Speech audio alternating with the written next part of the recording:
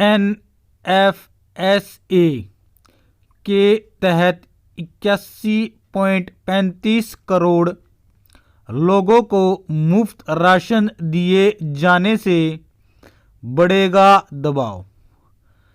Subsidy bill को काबू में रखने की कोशिश। NFSA के तहत 81.35 करोड़ लोगों का मुफ्त राशन दिए जाने से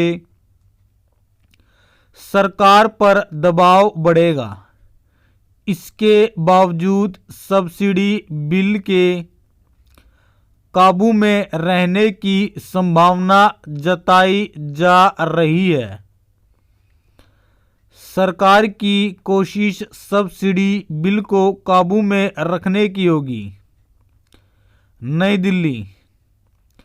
पिछले 3 वित्त वर्षों से कोरोना महामारी और यूक्रेन रूस युद्ध ने केंद्र सरकार के सब्सिडी को लेकर लगाए गए हर बजटीय आकलन को गलत साबित किया है।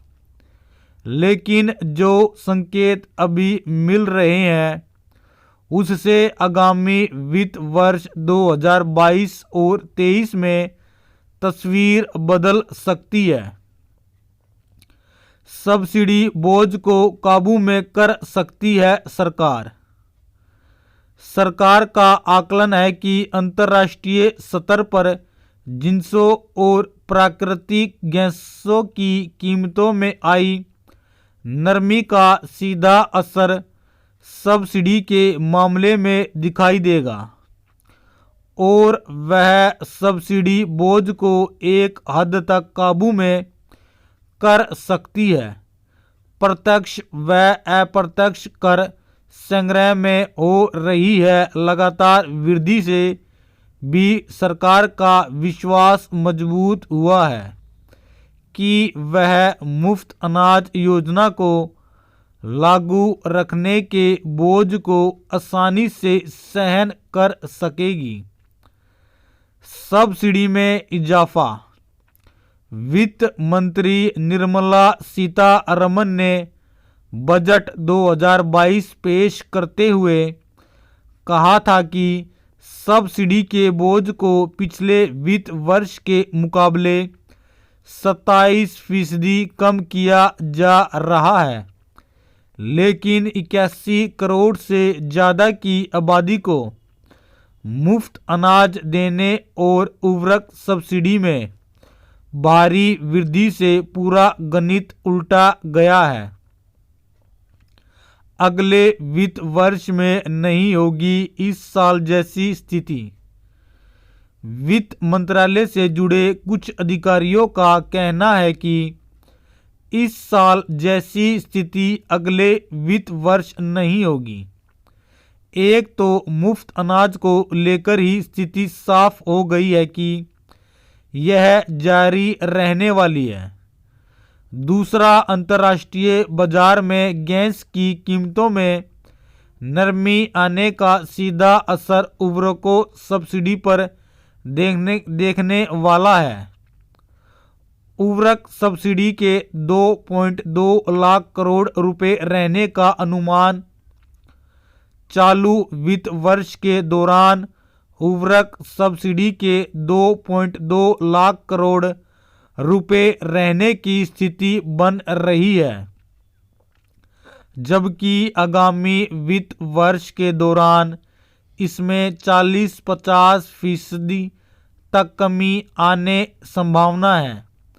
खाद्य सब्सिडी बिल के भी अगले वर्ष 2 लाख करोड़ रुपए के करीब रहने की संभावना है, जो चालू वित्त वर्ष के मुकाबले तकरीबन 50,000 रुपये कम होगी।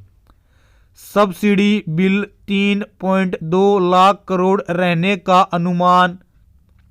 सब्सिडी के मोर्चे पर एक दूसरा सकारात्मक असर पेट्रोलियम क्षेत्र के बदले हालात से भी पड़ने की संभावना है।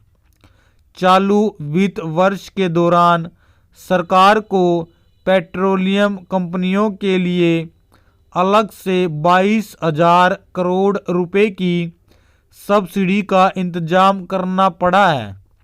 लेकिन अब अनुमान है कि अंतर्राष्ट्रीय बाजार में क्रूड की कीमतें 70 से 80 डॉलर प्रति बैरल की सीमा में ही रहेगी। ऐसे में तेल कंपनियों को अलग से मदद देने की जरूरत नहीं होगी। इस तरह से कुल सब्सिडी बिल के अगले वित्त वर्ष 3.2 लाख करोड़ के करीब रहने की बात कही जा रही है। राजकोषीय घाटे को काबू में लाने में होगी आसानी।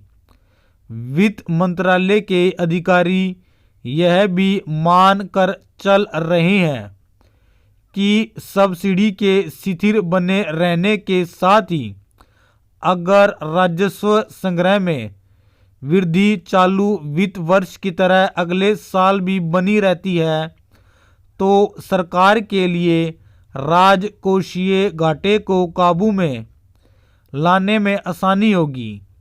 हाल ही में राजस्व सचिव तरुण बजाज ने कहा कि वर्ष 2022 और 23 में राजस्व संग्रह सरकार के अनुमान से 4 लाख करोड़ रुपए ज्यादा रहेगा।